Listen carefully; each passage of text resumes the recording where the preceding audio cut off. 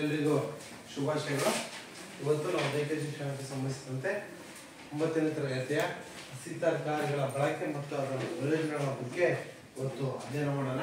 ಅದಕ್ಕಿಂತ ಮುಖ್ಯವಾಗಿ ಇವತ್ತು ಹಸಿ ತರಕಾರಿ ಸಾಮಾನ್ಯವಾಗಿ ನಾವೆಲ್ಲ ಬಳಸ್ತಾ ಇದ್ದೀವಲ್ವಾ? ಬಳಸ್ತಿರಲ್ಲ ಮನೆಗೆ? ಬಳಸ್ತಿರಲಿಲ್ಲ? ಏನೇನು ತರಕಾರಿ ಬಳಸ್ತೀರಾ ಮನೆಗೆ? ನೀವು ಟೋಟಲ್ ತರಕಾರಿ ಎಷ್ಟು ನಿಮಗೆ ಗೊತ್ತಿರೋ? ಟೊಮಾಟೊ, ಈರುಳ್ಳಿ, ಬೆಳ್ಳುಳ್ಳಿ, ಒಬ್ರು ಸೌತೆಕಾಯಿ, ಕ್ಯಾರೆಟು, ಹೀರೆಕಾಯಿ, ಬೆಂಡೆಕಾಯಿ,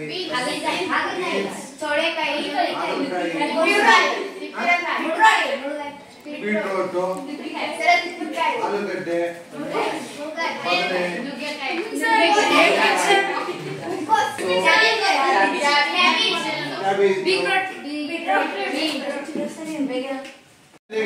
ಕಾಳುಗಳು ಜೊತೆಗೆ ಕಾಳು, ತರಕಾರಿ ಜೊತೆಗೆ ಧಾನ್ಯಗಳು, ಕಾಳುಗಳನ್ನು ಸೇರಿಸ್ತೀವಿ. ಹೆಸರು ಕಾಳು ಬೋದು, ಕಡಲೆ ಕಾಳು ಬೋದು,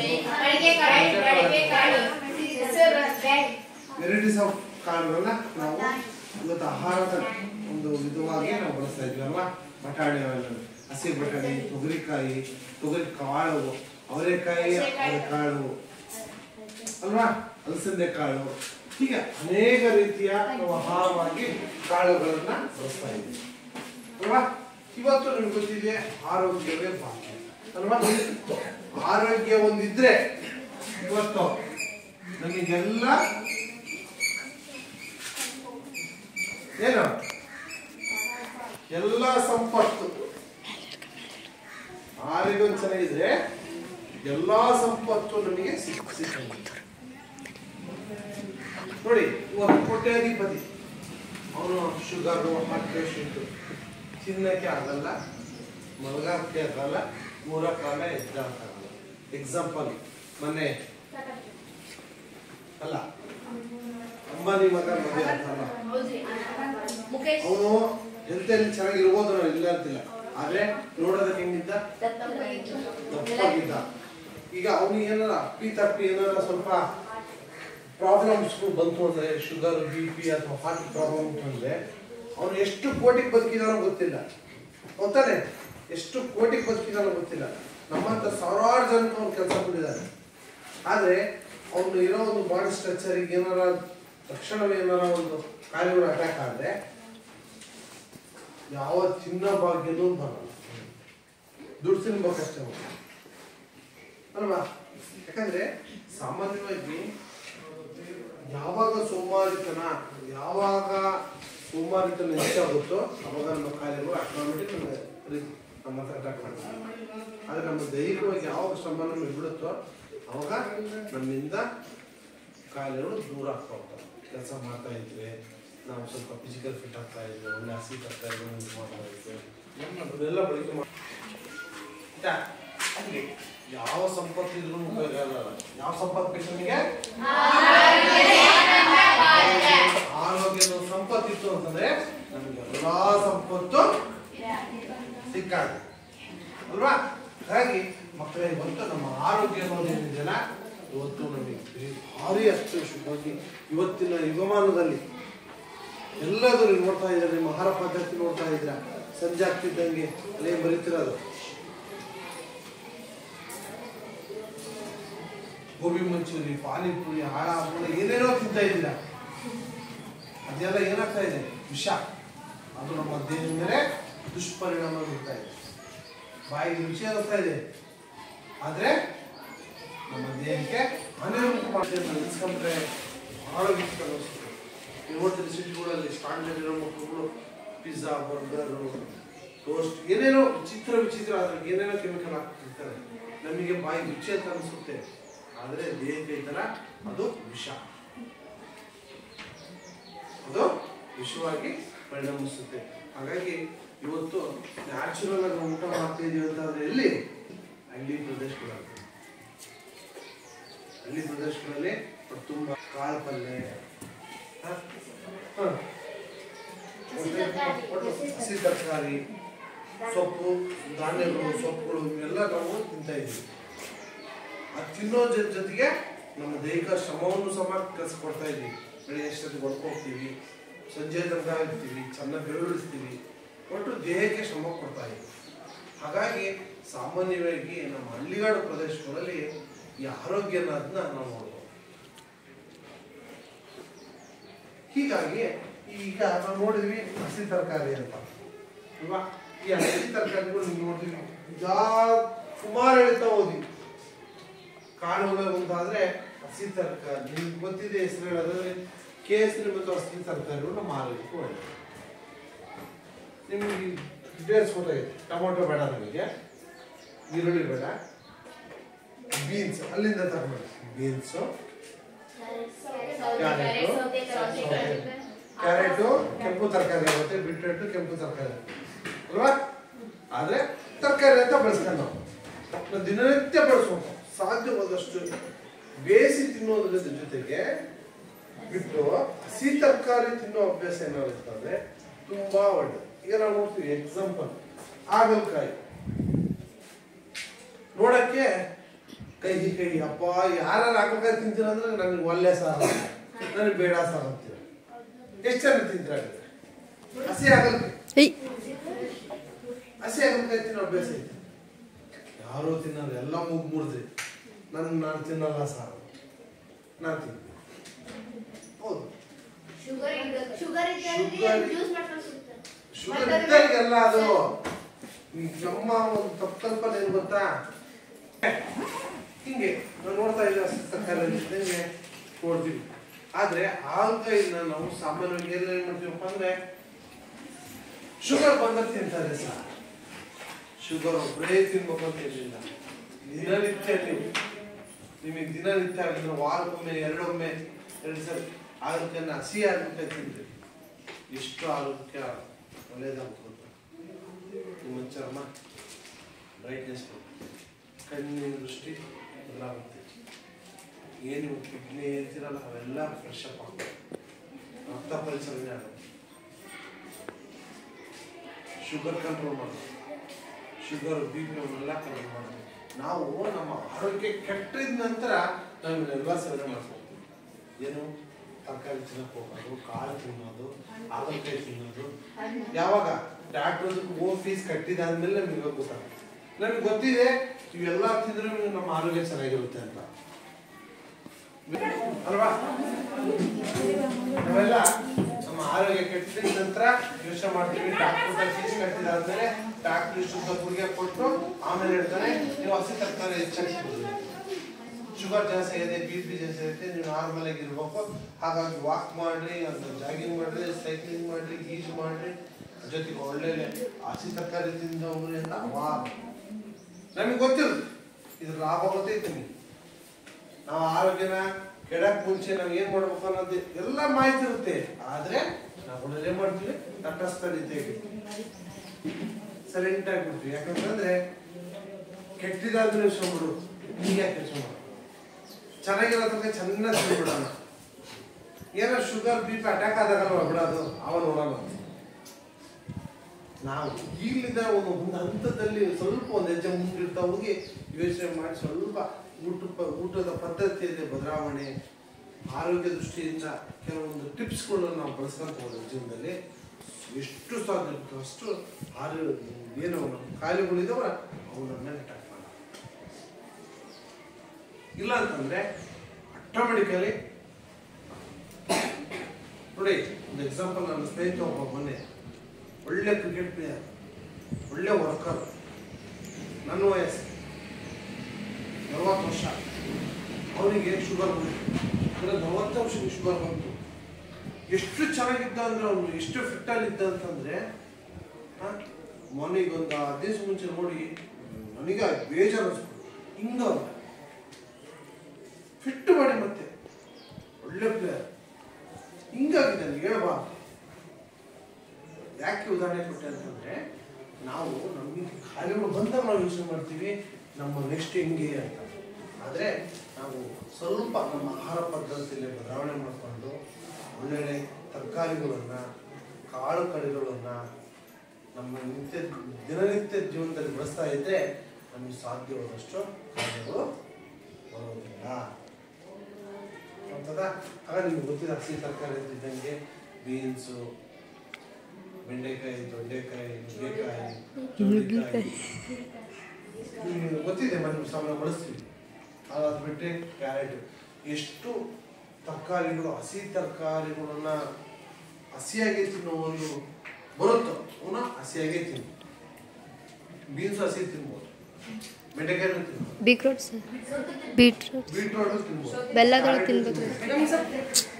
ನಾನು ಸೌದೆ ಎಷ್ಟು ಹಸಿಯಾಗಿ ತಿನ್ನುವಂಥ ತರಕಾರಿಗಳು ಇದಾವಲ್ಲ ಅವನ್ನ ತಿನ್ನು. ಈಗ ಆಲೂಕಾಯಿ, ಸರಿ ಆಲೂಗಡ್ಡೆ ತಿನ್ನಕ್ಕಾಗುತ್ತಾ? ಇಲ್ಲ, ಬೇಯಿಸಿ ತಿನ್ನು. ಒಡಿಸಿ ಓಕೆ. ಹಸಿ ಮೆಣಸಿಕಾಯಿ ತಿನ್ನಕ್ಕಾಗುತ್ತಾ? ಆಗಲ್ಲ. ಮತ್ತೆ ಅನಿವಾರ್ಯ ಎಲ್ಲ ಟೈಮಲ್ಲೂ ತಿನ್ನಕ್ಕಾಗಲ್ಲ ಅಲ್ವಾ? ಈ ಕ್ಯಾರೆಟ್ ತಿಂದಾಗ ಹಸಿ ತರ ಮೆಣಸಿಕಾಯಿ ತಿಂತೀನಿ ಇಲ್ರಿ ಸರ್. ಕೆಲವೊಂದು ಇನ್ನು ಸೊಪ್ಪು ಯಾವುದು ಹಸಿ ತಿನ್ಬೋದು, ತಿರುಕ್ಲಾಲಿ ತಿನ್ಬೋದು ಸರ್. ತಿರುಕ್ಲಾಲಿ ಅಲ್ವಾ? ಇವೆಲ್ಲ ಎಷ್ಟು ಸಾಧ್ಯ ಆಗುತ್ತೋ ಅಷ್ಟು ಮೆಂತ್ಯ ಸೊಪ್ಪು ಸೂಪರ್ ಆಗಿದೆ.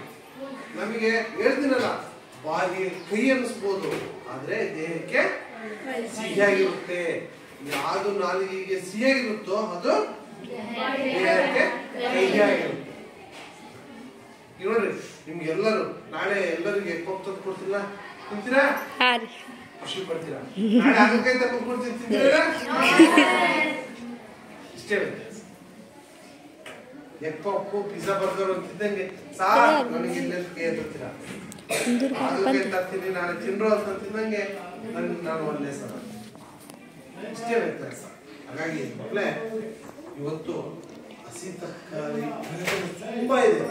ನೀವು ಯಾವ ಡಾಕ್ಟರ್ ತಗೋಗ್ರಿ, ಒಂದು ಚರ್ಮ ಏನೋ ಸ್ಕಿನ್ ಆಗಿದ್ರೆ ಬೈತಾರೆ, ತರಕಾರಿ ಜಾಸ್ತಿ ತಿನ್ನುವಂತಾರೆ.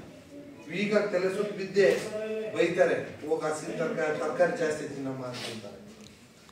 ಕೂದಲು ದೂತೈತೆ, ತರಕಾರಿ ತಿನ್ನುವಂತಾರೆ. ಡ್ಯಾಂಡ್ರಫ್ ಆಗ್ತಾ ಇದೆ, ತರಕಾರಿ ತಿನ್ನುವಂತಾರೆ. ಚರ್ಮ ಡಿಸೀಸ್ ಏನೋ ಪ್ರಾಬ್ಲಮ್ ಆಯ್ತು, ತರಕಾರಿ ಜಾಸ್ತಿ ತಿನ್ನುವಂತಾರೆ.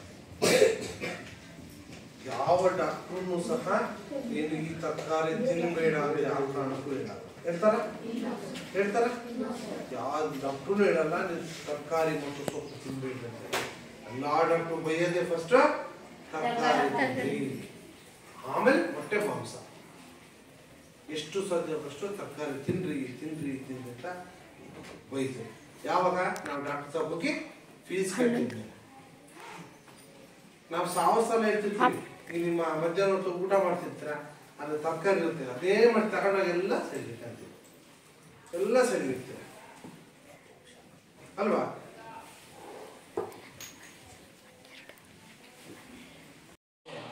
ತೋಟಗಾರಿಕೆ ಇಲಾಖೆಯವರು ಭೇಟಿ ನೀಡಿ ತೋಟಗಾರಿಕೆ ಮತ್ತು ಹಸಿ ತರಕಾರಿ ಮತ್ತು ಹಣ್ಣು ಹಂಪಲುಗಳ ಮಹತ್ವದ ಬಗ್ಗೆ ಇವತ್ತು ನಿಮಗೆ ತಿಳಿಯಲಿದ್ದಾರೆ ಅಂತ ನಾವು ಇವತ್ತು ವಿಡಿಯೋ ಫೋಕಸ್ ಮಾಡೋಣ.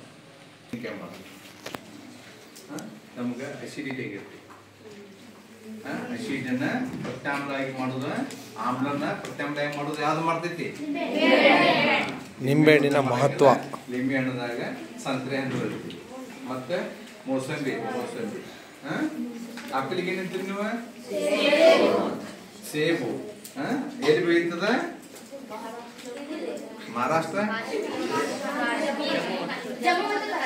ಜಮ್ಮು ಮತ್ತು ಕಾಶ್ಮೀರ ಬೆಳೆಯುತ್ತೆ.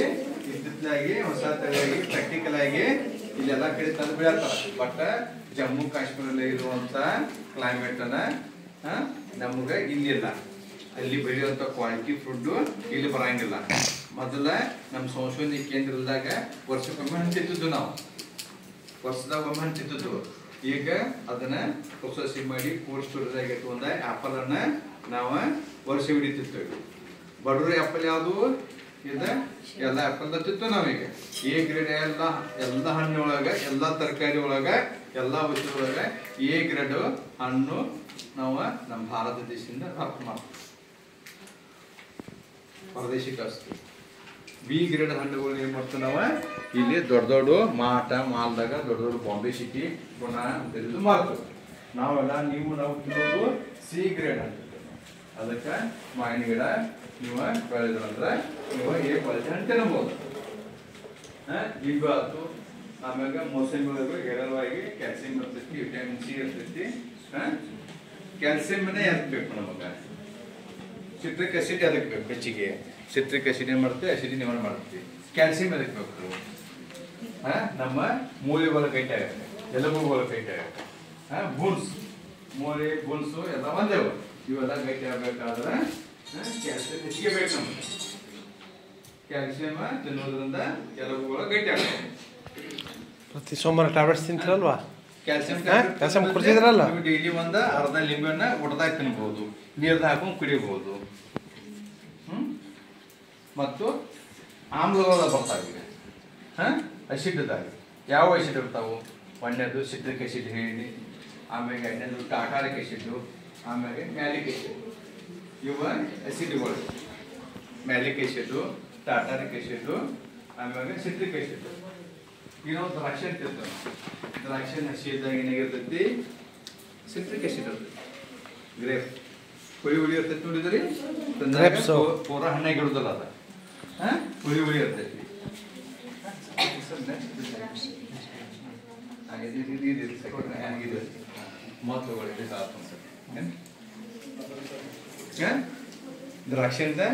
ದ್ರಾಕ್ಷಿಯಿಂದ ಸಿಟ್ರಿಕ್ ಆಸಿಡ್ ಇರ್ತೈತಿ. ಹಣ್ಣಾದ್ಮೇಲೆ ಟಾಟಾರಿಕ್ ಆಸಿಡ್ ಆಗ್ತೈತಿ, ಆಮೇಲೆ ಮ್ಯಾಲಿಕ್ ಆಸಿಡ್ ಇರ್ತೈತಿ. ಹೇಳಿ malic acid, tartaric acid, citric acid ದ್ರಾಕ್ಷಿ ಒಳಗಿರ್ತೈತಿ ಮತ್ತು ಹುಣಸೆ ಹಣ್ಣದಾಗಿರ್ತೈತಿ. ಹುಣಸೆ ಹಣ್ಣು. ಆಮ್ಯಾಗ ಉಳಿಕಿದ್ದ ಹಣ್ಣುಗಳಾಗ ಟಾಟಾರಿಕ್ ಆಸಿಡ್ ಸ್ವಲ್ಪ ಪ್ರಮಾಣದಾಗ ಇರುತ್ತೆ, ಅತಿ ಹೆಚ್ಚಾಗಿ ಇದ್ರೋಗಿರ್ತೈತಿ.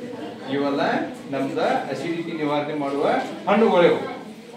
ದ್ರಾಕ್ಷಿ ತಿನ್ಬೇಕಾದ್ರೆ ಉಪ್ಪು ನೀರಿನಾಗ ತೊಳೆ ತಿನ್ಬೇಕು. ಯಾಕಂದ್ರೆ ರೈತರೆಲ್ಲ GI3 ಒಳಗ ಗಿಬ್ಬರ್ಲಿಕ್ ಆಸಿಡ್ದಾಗ ಅದನ್ನ ಬೆಳವಣಿಗೆ ಮಾಡಿರ್ತಾರೆ. ಅದರಿಂದ ಸೈಡ್ ಎಫೆಕ್ಟ್ ಆಗಬಾರ್ದು ಅಂತೇಳಿ ಅವನ್ನ ನಿಮ್ಮ ಉಪ್ಪು ನೀರು ತಿನ್ಬೇಕು.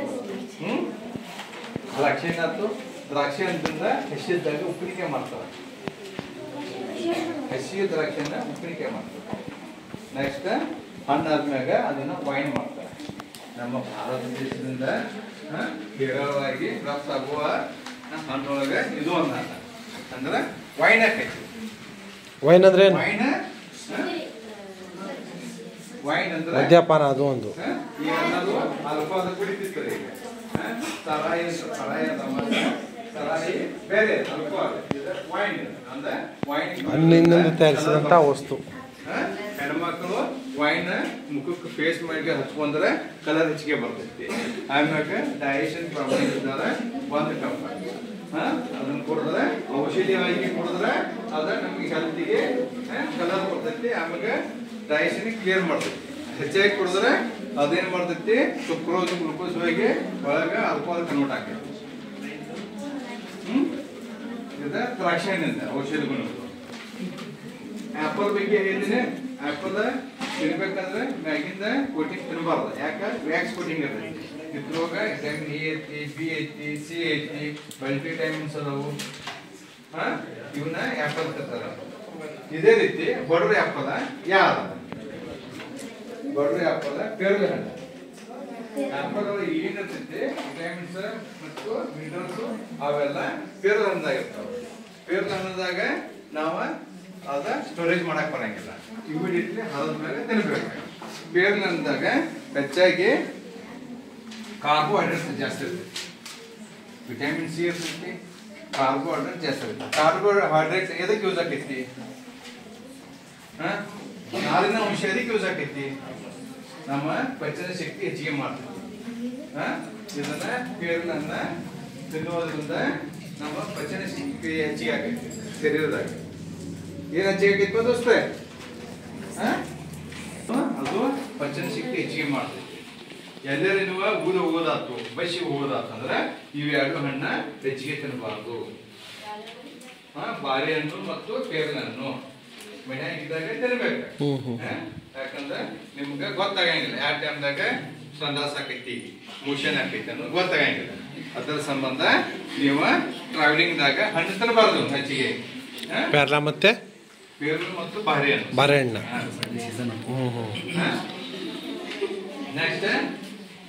ಬೆಟ್ಟದ ನೆಲ್ಲಿ. ಬೆಟ್ಟದ ನೆಲ್ಲಿಕಾಯಿ. ಬೆಟ್ಟದ ನೆಲ್ಲಿಕಾಯಿ ಒಳಗ ನಾ ಆಗಲೇ ಹೇಳಿದಿಲ್ಲ 3 ಅಸಿಡ್ ಇರ್ತಾವ. ಆಗಲೇ ಯಾವ ಅಸಿಡ್ ಹೇಳಿದ 3 ಅಸಿಡ್ 3 ಅಸಿಡ್ ಹೇಳಿದ ಆಗಲೇ ನಿಮಗೆ ಇಂಪಾರ್ಟೆಂಟ್ ಅವು. ಸೆಕ್ರಿಕ್ ಅಸಿಡ್ ಹೇಳಿ, ಮ್ಯಾಲಿಕ್ ಅಸಿಡ್ ಹೇಳಿ, ಟಾಟಾಲಿಕ್ ಅಸಿಡ್ ಹೇಳಿ, ಇವಾಗ ಇದನ್ನ ಜ್ಯೂಸ್ ಒಬ್ಬರ ಮಾತಾಡೋದು ಬರೀ ಜ್ಯೂಸ್ ಮಾಡಿ ಕುಡಿದ್ರೆ ನಮ್ದ ಕೊಲೆಸ್ಟ್ರಾಲ್ ಕಡಿಮೆ ಆಗ್ತೈತಿ. ಮಾರ್ನಿಂಗ್ ಎದ್ದ ಊಟ ಮಾಡಿದ್ರೆ ಇದ್ರ 1 ಕಪ್ ಜ್ಯೂಸ್ ಮಾಡಿ ಕುಡಿದ್ರೆ ನಮ್ಮದ ಪಚನ ಕ್ರಿಯೆ ಹೆಚ್ಚಿಗೆ ಆಗ್ತೈತಿ. ನಮ್ಮ ಶರೀರವಾಗಿರುವ ಪಚನ ಕ್ರಿಯೆಯಲ್ಲಿರುವ ಅವಸರಗಳು ಕಡಿಮೆ ಆಗ್ತಾವ. ಅಂದ್ರೆ ನಿಮ್ಮ ಹೊಟ್ಟೆ ವೈಟ್ ಮ್ಯಾಗಿರ್ತದೆ ಅಂದ್ರೆ ಹೊಟ್ಟೆ ಒಳಗೆ 2 ಭಾಗ ಅಪ್ಪರ ಮತ್ತು ಲೋಯರ್. ಲೋಯರ್ ಅಬ್ಡೋಮನ್ ಅದ ಬೇರೆ ರೀತಿ ಹೊಟ್ಟೆ ನೋಸ್ತೈತಿ, ಅಪ್ಪರ ಬೇರೆ ರೀತಿ ಯೂಸ್ ಮಾಡ್ತೈತಿ. ಅಂದ್ರ ಅಲಸರ ಆದ್ಮ್ಯಾಗ ಈಗ ನೋವಾಗಿರ್ತೈತಿ ನಿಮ್ ಬಿದ್ದಾಗ ಅದಕ್ಕೆ ಉಪ್ಪು ನೀರು ಹಾಕ್ತೈತಿ. ಉಪ್ಪು ನೀರು ಉರಿದಿರ್ತಲ್ಲ, ಉರಿದಾಗ ನಮ್ಮ ಒಳಗಡೆ ಅಲಸರ ಆಗಿರ್ತಲ್ಲ ಸಣ್ಣ ಪೈಕಿಗಳ ಅದ್ರ ಮ್ಯಾಗ ಅಸಿಡ್ ಇರ್ತೈತಿ ನಮ್ಮ ಶರೀರ ಒಳಗೆ.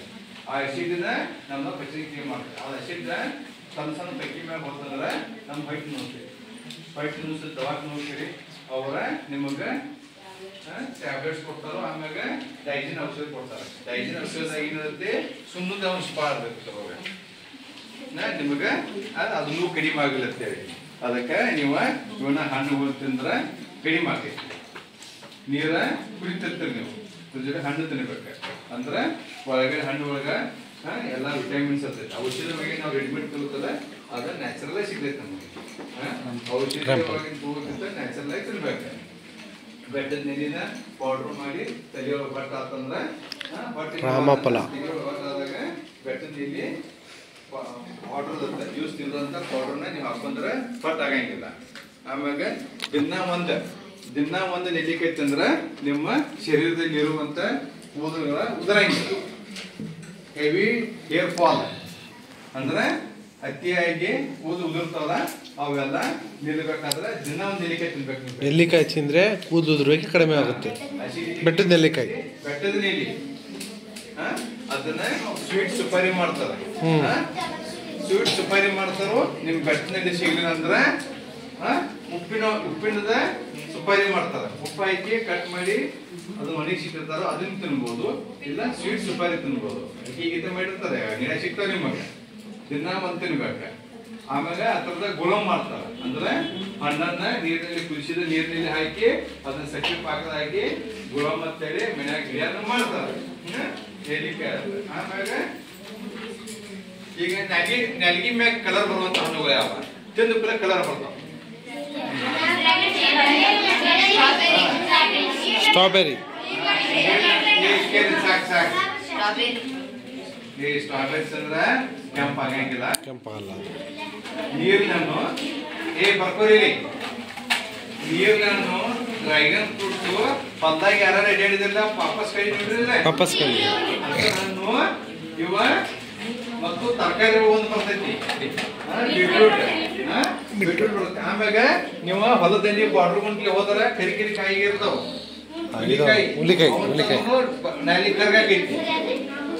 ಹುಲಿಕಾಯಿ, ಆವಾಗ ಕಾಕಿಕಾಯಿ ಅಂತೇಳಿ ಔಷಧಿ ಗಿಡ ಅದನ್ನ ತಿಂದ್ರೆ ನ್ಯಾಲಿ ಕರ್ಗಾಕೈತಿ. ಈಗಿನ ಜನರೇಷನ್ದಾಗ ಇವನ್ನ ಹೆಚ್ಚಿಗೆ ತಿನ್ಬೇಕು ನಾವು. ಕೇಳಿಲಿ ಹೆಣ್ಮಕ್ಳು ಗಂಡು ಮಕ್ಕಳು ಈಗಿನ ಕಾಲದಾಗ ಹೆಚ್ಚಿಗೆ ತಿನ್ಬೇಕು. ಯಾಕಂದ್ರೆ ನಮ್ಮ ವಿಜ್ಞಾನಿಗಳು ರಾಸಾಯನಿಕ ಗೊಬ್ಬರನ ಕಂಡು ಹಿಡಿದು ನಿಮಗೆ ಕೊಟ್ಟ ಇಳುವರಿ ಹೆಚ್ಚಿಗೆ ಮಾಡಿದ. ಈ ಇಳುವರಿ ಹೆಚ್ಚಿಗೆ ಆಗಿ ನಾವು ವಿಜ್ಞಾನಿಗಳ ರಾಸಾಯನಿಕ ಗೊಬ್ಬರ ಹಾಕ್ಬಾರ್ದಂದ್ರು ನಮ್ಮ ಹಿರಿಯರೆಲ್ಲ ರಾಸಾಯನಿಕ ಗೊಬ್ಬರ ಹಾಕಕತ್ತಾರ. ಅದಕ್ಕೆ ಭೂಮಿ ವಿಷಪೂರಿತವಾಗೈತಿ. ಆರ್ಗ್ಯಾನಿಕ್ ಮಾಡತ್ತಿಲ್ಲ, ವಿಷಪೂರಿತವಾಗಿ ಏನಾಗೈತಿ. ಈಗ ನಮಗ ರೋಗಗಳು ಹೆಚ್ಚಿಗೆ ಅವು. ಅತಿ ಹೆಚ್ಚು ರೋಗ ಈಗ ಯಾವ್ದು ಕ್ಯಾನ್ಸರ್ ಅಂದ್ರೆ ಕ್ಯಾನ್ಸರ್ ನಾವ ಕ್ಯಾನ್ಸರ್ ಬರಬಾರ್ದಂದ್ರ ಹೇಳ್ತೀನಿ ಕೇಳಿ. ಕ್ಯಾನ್ಸರ್ ಬರಬಾರ್ದಂದ್ರ ಇವೆಲ್ಲ ಅಂತಿರ್ಬೇಕು. ಯಾವ್ಯಾವ ನ್ಯಾಲಿಗೆ ಕಲರ್ ಬರುವಂತ ಹಣ್ಣುಗಳು, ನ್ಯಾಲಿಗೆ ಕಲರ್ ಬರುವ ಹಣ್ಣುಗಳನ್ನ ನೀರ್ಲನ್ನ ಡ್ರ್ಯಾಗನ್ ಫ್ರೂಟ್ಸು, ಪಾಪಸ್ಕಾಯಿ, ಹುಲಿಕಾಯಿ, ಬೀಟ್ರೂಟ್, ನ್ಯಾಲಿಗೆಗೆ ಕಲರ್ ಬರುವಂತ ಹಣ್ಣುಗಳು ತಿನ್ನೋದ್ರಿಂದ ಆಂಟಿ ಕ್ಯಾನ್ಸರ್ ಸೆಲ್ಸ್ ಇರೋದ್ರಿಂದ ಅವು ಎಲ್ಲ ಸತ್ತು ಹೋಗ್ತಾವ. ನಮ್ಮ ಶರೀರದೊಳಗ cancer cells, viral infection, bacterial infection ಎಲ್ಲ ಇರ್ತಾವೆ ನಮ್ಮಲ್ಲಿ ಬ್ಯಾಕ್ಟೀರಿಯಾ ಎಲ್ಲ. ಯಾವ್ದನ್ನ ನಾವು ಕಡಿಮೆ ಆಗಿರ್ತೈತಲ್ಲ ಅವ ಹೆಚ್ಚಿಗೆ ಹಾಕವು. ಕ್ಯಾನ್ಸರ್ ಅಂದ್ರೆ ಸೆಲ್ಸ್ ಮಲ್ಟಿಪ್ಲಿಕೇಶನ್ ಇದೆ, ಅಂದ್ರೆ ಸೆಲ್ಸ್ಗಳು ಹೆಚ್ಚಿಗೆ ಹಾಕೋತ ಹೋಗ್ತಾವ. ಅದಕ್ಕೆ ಅದನ್ನ ಕ್ಯೂರ್ ಮಾಡೋ ಸಂಬಂಧ ನಮ್ಮ ಶರೀರದಲ್ಲಿರುವಂತ ಅಲ್ಸರ್ಸ್ ಗೋಳ ಮ್ಯಾಗ ಕ್ಯಾನ್ಸರ್ ಸೆಲ್ಸ್ ಮ್ಯಾಗ ಹೋಗಿ ಏನ್ ಮಾಡ್ತೈತಿ, ತಿಂದಿದ್ದಂತ ಹಣ್ಣುಗಳ ಆ ಸೆಲ್ಸ್ ಮ್ಯಾಗ ಹೋಗಿ ಡಿಪಾಸಿಟ್ ಆಕೈತಿ. ಅಂದ್ರೆ ಈಗ ಬಾಡಿ ಬಣ್ಣ ಹಚ್ಕೋಬೇಕು, ಸಿಮೆಂಟ್ ಇರೋದ್ರೊಳಗೆ ಮ್ಯಾಗ ಬಣ್ಣ ಹಚ್ತದೆ, ಸಿಮೆಂಟ್ ಕಾಣಂಗಿಲ್ಲ. ಅದಕ್ಕೆ ಅದ್ರ ಒಳಗೆ ಕುಂತೈತಿ. ಕುಂತ ಮ್ಯಾಗ ಆಂಟಿ ಕ್ಯಾನ್ಸರ್ ಸೆಲ್ ಅವ, ಆಂಟಿಡಾಟ್ಸ್ ಇರೋದ್ರಿಂದ ಅವ ಸತ್ತು ಕಾಯಿಲೆ ಅತಿ ಹೆಚ್ಚಾಗಿ ತಿನ್ಬೇಕು. ಇದೇ ರೀತಿ ಪೈನಾಪಲ್, ದಿನ ಒಂದು ಪೈನಾಪಲ್ ಪೀಸ್ ತಿನ್ಬೇಕು. ಈಗಂತೂ ಹಿರವ ಸಿಗೈತಿ ನಿಮಗೆ. ಅದ್ರೊಳಗ ಬ್ರೋಮಿಲಿನ್ ಇರ್ತೈತಿ, ಅನಾನಸ್ ಬ್ರೋಮಿಲಿನ್ ಇರ್ತೈತಿ. ಬ್ರೋಮಿಲಿನ್ ಏನ್ ಮಾಡ್ತೈತಿ, ನಮ್ಮ ಶರೀರದಲ್ಲಿ ಕಟ್ ಆಗಲಿ ಅಥವಾ ಕ್ಯಾನ್ಸರ್ ಸೆಲ್ಸ್ ಆಗಲಿ ಇವನ್ನ ಕ್ಯೂರ್ ಮಾಡ್ತಾರೆ.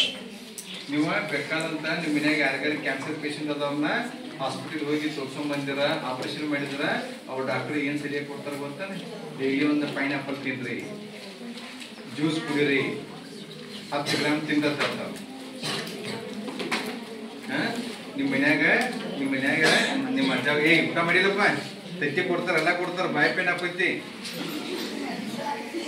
ನಿಮ್ಮ ಮನ್ಯಾಗ ಹಿರಿಯರಿಗೆ, ಅಕ್ಕ ತಂಗಿಯರಿಗೆ, ತಂದೆ ತಾಯಿಯವರಿಗೆ ಅನಾನಸ್ ತಿನ್ಬೇಕು, ಡ್ರ್ಯಾಗನ್ ಫ್ರೂಟ್ ತಿನ್ಬೇಕು.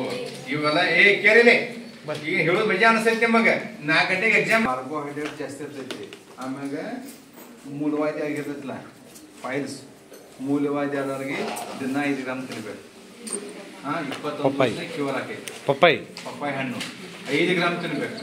ದಿನ 5 ಗ್ರಾಮ್ ತಿನ್ರಿ, ಊಟದಾಗ ತಿನ್ರಿ, ಹಂಗೆ ತಿನ್ರಿ. ಆಮ್ಯಾಗ ತಿಂದ ಸತಿ ಒಗಿಬೇಡ್ರಿ. ಅದನ್ನ ಏನ್ ಮಾಡ್ಬೇಕು, ಚಳಿಗಾಲದಾಗ ವಿಂಟರ್ ಸೀಸನ್ದಾಗ ಮುಖಕ್ಕೆ ಹಚ್ಕೋಬೇಕು, ಕೈಗೆ ಹಚ್ಕೋಬೇಕು. ಡ್ರೈ ಸ್ಕಿನ್ ಇದ್ದ ಅದನ್ನ ಕ್ಯೂರ್ ಆಕೈತಿ. ಆಮ್ಯಾಗ ನಮ್ಮ ಸ್ಕಿನ್ ಮ್ಯಾಗ, ಚರ್ಮದ ಮ್ಯಾಗ ರೋಗಗಳು ಬಂದಿರ್ತಾವ, ಚಿಪ್ ರೋಗ, ಆಮ್ಯಾಗ ಸೊರಾಸಿಸ್ ಅಂಥವೆಲ್ಲ ಕ್ಯೂರ್ ಮಾಡ್ತೈತಿ. ಇದು ಮತ್ತೊಂದು ವಾಟರ್ ಮೆಲನ್ ತಿಂದ ಅದೇನ ತಗೋದಿಲ್ಲ ಹಂಚೋದ್ರಿಂದ ನೀವು ಮನೆಗೆ ಹೋಗಿ ಟ್ರೈ ಮಾಡಿ ನೋಡ್ರಿ. ವಾಟರ್ ಮೆಲನ್ ಅಂದ್ರೆ ಏನು? ಕಾಳಿ ಇಟ್ಕೊರಿ, ಕಲ್ಲಂಗಡಿ ಹಣ್ಣು, ಒಂದು 10 ಪಪ್ಪಾಯಿ ಹಣ್ಣಿಂದು ಮತ್ತು ಕಲ್ಲಂಗಡಿ ಹಣ್ಣಿಂದು ಕೊಟ್ಟಿ ಬೇರೆ ಬೇರೆ ಪಪ್ಪಾಯಿ ತಿಂದಾಗ ಪಪ್ಪಾಯಿ ತಗೋತಿ ಹಚ್ಕೋರಿ, ಕಲ್ಲಂಗಡಿ ಹಣ್ಣು ತಿಂದಾಗ ಕಲ್ಲಂಗಡಿ ಹಣ್ಣು ಹಚ್ಕೋರಿ. ಹಚ್ಕೊಂಡು ಒಂದು 5ರಿಂದ 10 ನಿಮಿಷ ಬಿಟ್ಟು ವಾಶ್ ಮಾಡ್ಕೊರಿ. ಆಮೇಲೆ ನಿಮ್ಮ ಸ್ಕಿನ್ ಬಿಟ್ಟು ನೋಡ್ರಿ ಎಷ್ಟು ಮೃದು ಅಳಿಗೆ ತೆಗಿರೋದು, ಸ್ಮೂತ್ ಆಗುತ್ತೆ ಅನ್ನು. ಆಮ್ಯಾಗ ಪಪ್ಪಾಯದ ಹಸಿ ಇದ್ದಾಗ ಅದನ್ನ ಪೆಕ್ಟಿನ್ ತೆಗಿತಾರ. ಅಂದ್ರೆ ಈಗ ತಮಿಳುನಾಡು ಬೇರೆ ಬೇರೆ ಸ್ಟೇಟ್ನಾಗ ನಾವು ಹಣ್ಣಿಗಾಗಿ ತಿನ್ನಾಕ ಯೂಸ್ ಮಾಡ್ತಾವ ನಾವು. ಅದನ್ನ ಬೇರೆ ಬೇರೆ ಸ್ಟೇಟ್ನಾಗ ಬೇರೆ ಬೇರೆ ರೀತಿ ಅದರ ಪ್ರಾಡಕ್ಟ್ ತೆಗಿತಾರ. ಅಂದ್ರೆ ಪೆಕ್ಟಿನ್ ಅಂದ್ರೆ ಕಾಯಿ ಮ್ಯಾಗ ಗೆರೆ ಹೊಡಿತಾರೆ. ಗೆರೆ ಹೊಡೆದ ಕೂಲಿ ಅದ್ರ ಮ್ಯಾಗ ಹಾಲು ಬರ್ತೈತಿ. ಆ ಹಾಲನ್ನ ತಗೊಂಡೋಗಿ ಔಷಧಿ ಅಂದ್ರೆ ನಾವೇನು ಗುಳಿಗೆ ತೋರ್ತಲ್ಲ, ಬ್ರೂನ್ ಡೆವಲಪ್ಮೆಂಟ್ ಅಂದ್ರೆ ಬ್ರೂನವನ್ನ ಬೆಳೆಸೋ ಸಂಬಂಧ ಅದಕ್ಕೆ ಗುಳಿಗೆ ತಯಾರು ಮಾಡ್ತಾರೆ. ಆಮ್ಯಾಗ ನಾಯಿ ಕಡದಾಗ ಔಷಧಿಗಾಗಿ ಯೂಸ್ ಮಾಡ್ತಾರೆ ಅದನ್ನ ಪಪ್ಪಾಯ. ಆಮ್ಯಾಗ ಡೈಲಿ ತಿನ್ನೋದ್ರಿಂದ ಈಗ ಅದರ ಎಕ್ಸ್ಟ್ರಾಕ್ಟ್ ಟ್ಯಾಬ್ಲೆಟ್ಸ್ ಬಂದಾವ, ಪಪ್ಪಾಯದು ಟ್ಯಾಬ್ಲೆಟ್ಸ್ ಬಂದಾವ, ಕ್ಯಾರಿಕ್ಯಾರ್ ಅನ್ನ ಎಕ್ಸ್ಟ್ರಾಕ್ಟ್ ಮಾಡಿ ಟ್ಯಾಬ್ಲೆಟ್ಸ್ ಬಂದಾವ. ಅದನ್ನ ಯಾವಾಗ ಕೊಡ್ತಾರೆ ಗೊತ್ತಾ ನಮಗೆ, ಡೆಂಗ್ಯೂ ಆದಾಗ, ಬಿಳಿ ರಕ್ತ ಕಡಿಮೆ ಆದಾಗ ಪಪ್ಪಾಯ ಗಿಡದ ಗುಳಿಗೆ ಕೊಡ್ತಾರೆ. 30 ಗುಳಿಗೆಗೆ ಅಂದ್ರೆ 15 ಗುಳಿಗೆಗೆ 880 ರೂಪಾಯಿ ರೇಟ್ ಬರ್ತೈತಿ. ಅದ್ರ ಬದಲಿ ನೀವು ಪಪ್ಪಾಯಿ ಗಿಡದ ಎಲೆಯನ್ನ ವಾಶ್ ಮಾಡಿ, ಅಂದ್ರೆ ಅದ್ರ ಮ್ಯಾಗ ವಾಶ್ ಮಾಡಿ ರಸ ತೆಗೆದ 1 ಚಮಚೆ ಕೇಳಿ 1 ಚಮಚೆ ರಸ ಕುಡಿದ್ರಂದ್ರೆ ದಿನಕ್ಕೆ 5 ದಿವಸ ನೀವು 1 ಚಮಚೆ ರಸ ಕುಡಿದ್ರೆ ನಿಮಗೆ ಬಿಳಿ ರಕ್ತ ಕಣಗಳು ಹೆಚ್ಚಿಗೆ ಆಗ್ತದೆ. ಬಿಳಿ ರಕ್ತ ಕಣಗಳು ನಮ್ಗೆ ಎದಕ್ ಬೇಕು, ರೋಗ ನಿರೋಧಕ ಶಕ್ತಿ ಅಂದ್ರೆ ರೋಗದಿಂದ ಹೋರಾಡಕ್ಬೇಕು. ನಿಮ್ನ್ಯಾಗ ಹಾವು ಬಂದ್ರೆ ಬಿಡಿತೀರ ಹಂಗ ನಮ್ಮ ಶರೀರ ಒಳಗೆ ಬೇರೆ ರೋಗಗಳು ಬಂದ್ರೆ ಅದನ್ನ ಬಿಡಿಲಿಕ್ಕೆ ಯೂಸ್ ಆಗೈತೆ. ಬಿಳಿ ರಕ್ತ ಕಣಗಳು ಹೆಚ್ಚಿಗೆ ಆದಂದ್ರೆ ಏನಾಗ್ತೈತಿ ಗೊತ್ತು, 10,000 ಮ್ಯಾಗ ಹೆಚ್ಚಿಗೆ ಆತಂದ್ರೆ ನಮಗೆ ಕ್ಯಾನ್ಸರ್ ಐತೆ ಅನ್ನಂಗ. ಕ್ಯಾನ್ಸರ್ ಆತಂದ್ರೆ ಯಾರು ಬದುಕಂಗಿಲ್ಲಮ್ಮ ಈಗ. ಅದಕ್ಕೆ ಕ್ಯಾನ್ಸರ್ ಆಗಲ್ದಂಗ ಹಣ್ಣುಗಳು ತಿನ್ಬೇಕು.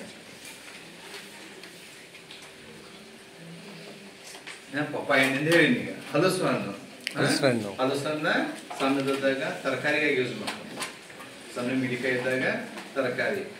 ಆಮ್ಯಾಗ ಹಣ್ಣಾದ್ಮ್ಯಾಗ ಹಣ್ಣು ಒಳಗಿನ ತತ್ತು ನಾವು ಅದ್ರ ಒಳಗಿನ ಬೀಜ ಅದನ್ನ ಮುಗಿತೇವೆ ನಾವು. ಅದನ್ನ ಹುರಿದ ಅಥವಾ ಕುದಿಸಿ ತಿನ್ಬೇಕು. ಹೈಯೆಸ್ಟ್ ಪ್ರೋಟೀನ್ 100ಕ್ಕೆ 100 ಅಲ್ಲ ಬೀಜ ಪ್ರೋಟೀನ್ ಅದು. 1 kg ಮಟನ್ ತಿನ್ನೋದನ್ನ 1 ಬೀಜ ತಿನ್ನೋದ ಅಷ್ಟ ಸಮಾನ. ಅಂದ್ರೆ ಪ್ರೋಟೀನ್ ಇದು ಪ್ರೋಟೀನ್ ಇರ್ತೈತಿ, ಫ್ಯಾಟ್ ಇರ್ತೈತಿ, ಪ್ಲಸ್ ಪ್ಯೂರ್ ಪ್ರೋಟೀನ್ ಇರ್ತೈತಿ. ಪ್ರೋಟೀನ್ ಇರೋದ್ರಿಂದ ನೀವು ಅದನ್ನ ಹುರಿದು ತಿನ್ಬೋದು, ಕುದಿಸಿ ತಿನ್ಬೋದು. ಆಮ್ಯಾಗ ಅದನ್ನ ಚಿಪ್ಸ್ ಮಾಡ್ತಾರೆ, ಚಿಪ್ಸ್ ಮಾಡ್ತಾರೆ. ಆಲೂಗಡ್ಡೆ ಎಲ್ಲ ಹಲಸಿನ ಹಣ್ಣಿನ ಬೀಜ. ಆಮ್ಯಾಗ ಮೊದಲ ಕೇರಿಲಿ ಮೈಸೂರು ರಾಜಾರ ಬೆಳಗಾಂ ಡಿಸ್ಟಿಕ್ ಖಾನಾಪುರ ತಾಲೂಕಿನಿಂದ ಹಲಸನ್ನು ಒಯ್ತಾರೆ. ಅದ ಹಲಸನ್ನ ಹೊರದೇಶಿಗೆ ರಫ್ತು ಮಾಡ್ತಾರೆ. ಅಂದ್ರೆ ಅಲ್ಲಿ ಕ್ಲೈಮೇಟು ಅಲ್ಲಿ ವಾತಾವರಣಕ್ಕೆ ಆ ರೀತಿ ಬರ್ತೈತೆ. ಅದು ಅಂದ್ರೆ ಆ್ಯಪಲ್ ಹೆಂಗಿಲ್ಲ ನಾವು ಶಿಮ್ಲಾದಾಗ ಬೆಳಿತೀವಿ, ಕಾಶ್ಮೀರದಾಗ ಬೆಳಿತೀವಿ, ಹಂಗೆ ನಮ್ಮಲ್ಲಿ ಬೆಳೆದ್ರೆ ಅಷ್ಟು ಕ್ವಾಲಿಟಿ ಬರೋಂಗಿಲ್ಲ, ರೆಡ್ ಕಲರ್ ಬರೋಂಗಿಲ್ಲ. ಆ ರೀತಿ ಹಲಸು ಒಂದೊಂದ ಗುಣಧರ್ಮ ತಕ್ಕಂಗೆ ಮಣ್ಣಿನ ಗುಣಧರ್ಮ ತಕ್ಕಂಗೆ ಬೆಳೆದೈತಿ. ನೆಕ್ಸ್ಟ್ ಹಾಲು ಬರುವಂತ ಹಣ್ಣುಗಳು ಯಾವ? ಹಾಲು ಮೇಲೆ ಕಟ್ ಮಾಡಿದ್ರೆ ಹಾಲು ಬರುತ್ತೆ. ಯಾವ್ದು ಬರುತ್ತೆ? ಪಪ್ಪಾಯ ಬರುತ್ತೆ, ಹಲಸಿನ ಹಣ್ಣು ಬರ್ತೈತಿ, ಆಮೇಲೆ ಅಂಜೂರ ಬರ್ತೈತಿ, ಮಾವು ಹಾಲು ಬರಂಗಿಲ್ಲ ಸರ್. ಅಲ್ಲ ಸರ್, ಹಸಿ ಇದ್ದಾಗ ಅದೇ ರಸ. ಹಾಲು ಬರುತ್ತೆ. ಹಾಲು ಬರುವಂತ ಹಣ್ಣುಗಳು ಹಾಲು ಬರುವಂತ ಹಣ್ಣುಗಳು ಹೇಳ್ತಿಕ್ಕೇರಿಲಿ ಕವಳಿಕಾಯಿ, ಅಂಜೂರು, ಹಲಸು, ಚಿಕ್ಕು, ಆಮ್ಯಾಗ ಮಧ್ಯಾಹ್ನ ತರಕಾರಿ ಒಳಗ ಮೆಕ್ಕೆ ತಪ್ಪಲು ಬರ್ತೈತಿ. ಇವೆಲ್ಲ ಹೈಯೆಸ್ಟ್ ಇನ್ ಐರನ್. ನಮ್ಮ ಶರೀರ ಐರನ್ ಎದಕ್ ಬೇಕು? ಐರನ್ ಎದಕ್ ಬೇಕ? ರಕ್ತಸ್ರಾವ. ರಕ್ತದಿಂದ ನಮ್ಮ ರಕ್ತಸ್ರಾವ ಅಂದ್ರೆ ಪೇಟ್ ಹೆಚ್ಚಿದ ರಕ್ತ ಹೊಂಟಿತ್ತು. ಕೇರಿಲಿ ರಕ್ತ ಹೊಂಟಿತ್ತು ಅಂದ್ರ ಅದನ್ನ ಗಟ್ಟಿ ಮಾಡೋ ಸಂಬಂಧ ಹಿಮೋಗ್ಲೋಬಿನ್ ಬೇಕು. ಹಿಮೋಗ್ಲೋಬಿನ್ ಏನ್ ಬೇಕು? ಕಬ್ಬಿಣಾಂಶ ಬೇಕು, ಐರನ್ ಬೇಕು. ಅದಕ್ಕೆ ಹೈಯೆಸ್ಟ್ ಕವಳಿಕಾಯದಾಗ ಹೈಯೆಸ್ಟ್ % ಐರನ್ ಇರ್ತೈತಿ. ಹಸಿದಾಗ ಇದು ಕ್ಯಾಲ್ಸಿಯಂ ಇರ್ತೈತಿ. ಹಣ್ಣಾದ್ಮ್ಯಾಗ ಐರನ್ ಜಾಸ್ತಿ ಇರ್ತೈತಿ. ಅದಕ್ಕೆ ಕವಳಿ ಹಣ್ಣ ಬಂದಿರ್ತಾವ. ಇಲ್ಲಿ ಕವಳಿ ಹಣ್ಣು ತಮಗೆ ತಮ್ಮ ಬರಲಿ ಯಾಕ ಯಾವ್ದು ಪ್ಯಾಕೆಟ್ ಇಲ್ಲಿ ಅದ್ರೊಳಗೂ ಹೈಯೆಸ್ಟ್ ಐರನ್ ಇರ್ತೈತಿ. ಅದನ್ನು ತಿನ್ಬೇಕು. ನೆಕ್ಸ್ಟ್ ರಾಂಪಲ್ ತೋರಿಸೀನಿ. ಆಮ್ಯಾಗ ಹೊರಗಡೆ ಕಸ್ಟಡಿ ಆ್ಯಪಲ್ ಐತಿ, ಸೀತಾಫಲ ಐತಿ. ಹನುಮಾನ್ ಆ್ಯಪಲ್ ಅದು ನೋಡ್ಬೇಕಾದ್ರೆ ನೀವು ಅಲ್ಲಿ ಕಾಲೇಜ್ ಹೋದ್ರೆ ಹನುಮಾನ್ ಆ್ಯಪಲ್ ತೋರಿಸ್ತಾರೆ ನಿಮಗೆ. ಈ ಹೊಸದಾಗಿ ಕಾಲೇಜಿಗೆ ಇಟ್ಟು ಹನುಮಾನ್ ಆ್ಯಪಲ್ ತೋರಿಸ್ತಾರೆ. ಇವನ್ನ ಎದಕ್ಕೆ ಯೂಸ್ ಮಾಡ್ತಾವ ಅಂದ್ರೆ ಐಸ್ಕ್ರೀಮ್ದಾಗ ಯೂಸ್ ಮಾಡ್ತಾವ. ಹೈಯೆಸ್ಟ್ ಇದ್ರೊಳಗೆ ಕ್ಯಾಲ್ಸಿಯಂ ಇರ್ತೈತಿ, ಮಲ್ಟಿ ವಿಟಮಿನ್ ಇರ್ತೈತಿ. ಹೆಚ್ಚಾಗಿ ಇದ್ರ ಬೀಜವನ್ನ ಶಾಂಪೂ ಕ್ಯಾರ್ ಮಾಡ್ತಾರೆ. ನಮ್ಮ ತಲೆಯಾಗಿ ಏನಾದ್ರೆ ಇದ್ರ ಬೀಜ ಕೊಟ್ಟು ತಲೆ ಹಾಕೋತೀವಿ ನಾವು. ಇದ್ರ ಬೀಜ ಸೀತಾಫಲದ ಹಣ್ಣು, ರಾಂಪಲ್ದ ಹಣ್ಣು, ಇವು ಹಲವಂತೆ ಇವನ್ನ ಕೊಟ್ಟಿ ತೆಗಿಯೋ ಹಾಕೊಂಡ್ರೆ ಏನ ಸೇರಾಗಂಗಿಲ್ಲ. ಬೀಜ ಇರುತ್ತಲ್ಲ ಅವಲ್ಲ ಸರ್, ಬೀಜ ಹಾಕೊಂಡ್ರೆ ತಲೆ ಹಾಕೊಂಡ್ರೆ ನಮ್ಮ ಏನಾಗಂಗಿಲ್ಲ. ಮತ್ತ ದನಗಳಿಗೆ ಉಣ್ಣಿ ಅದರ ಇದನ್ನ ಕುಟ್ಟಿ ಅದಕ್ಕೆ ಹಾಕಿರೋದ್ರೆ ಬರಂಗಿಲ್ಲ. ಮತ್ತು ಅದ್ರ ಇಲ್ಲಿ ಒಳಗ ಕೀಟನಾಶಕ ಕೀಟಗಳು ಕೊಡುವಂತದ ಅದ್ರೊಳಗ ಕೆಮಿಕಲ್ ಇರ್ತದೆ. ಇವೆಲ್ಲ ನಿಮ್ಗೆ ಇವತ್ತು ಹಸಿ ತರಕಾರಿ ಮತ್ತು ಹಣ್ಣುಗಳ ಮಹತ್ವಗಳನ್ನು ತಿಳ್ಕೊಂಡಿದ್ದಂತ ಅನ್ಕೊಂತೀನಿ. ಧನ್ಯವಾದ.